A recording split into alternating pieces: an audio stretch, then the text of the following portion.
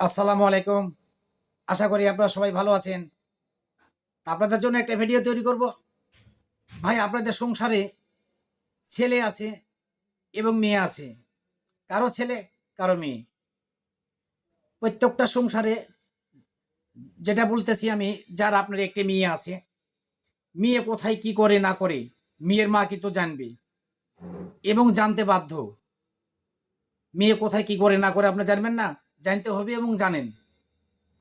আপনার মেয়ে কোথায় প্রেম করতেছে না ভালোবাসা করতেছে নাকি কি করতেছে? আপনার মেয়ে অনেক সময় স্কুলে যায়।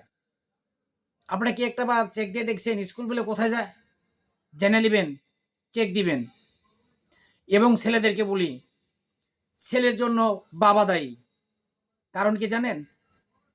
ছেলে মানুষ বাড়িতে আটকা থাকে না। ছেলে মানুষে চা খাইতে যায়, স্কুলে লেখাপড়া করতে যায়, কলেজে যায়। ছেলেরাও, ছেলের বাপ যা খোঁজ নিতে পারবে যে আমার ছেলে কলেজে গেছে নাকি কোনো বন্ধুর সঙ্গে কোথাও যে আড্ডা মারতেছে। তো এইগুলো কাজ করা যাবে না। যারা মোবাইলে প্রেম ভালোবাসা করে বিয়ে করেন ভাই, ছেলেদেরকে ফোন দিছেন, অ্যান্ড্রয়েড ফোন দিছেন, মেয়েদেরকে দিছেন, এরা সম্পর্ক খুব জটিলতা করে নিচ্ছে ভাই। করলার পর সেখানে বিয়ে যদি আপনারা না দেন, মেয়ে বলবে আমি আত্মহত্যা করব, ছেলেও বলবে আমি আত্মহত্যা করব। বিয়ে দিয়ে দিচ্ছেন, দেওয়ার পরে কি হচ্ছে? 6 মাস না যাতে ওদের ভাই আর ভালো লাগে না ভাই। মিষ্টি দিলেও ভালো লাগে না, রসগোল্লা দিলেও ভালো লাগে না। তেও ভাই 100টার মধ্যে 99% সংসার হচ্ছে না ভাই। প্রেম ভালোবাসা করে যে বিয়ে করতে চাবে তাদেরকে না দেওয়াই উচিত ভাই। একটা ছেলেটা তাদের 99টা এদিকে হওয়া যাচ্ছে, তাদের সংসার হচ্ছে না। একটা ছেলে টিকে যেতে পারে ভাই আল্লাহর তরফ থেকে।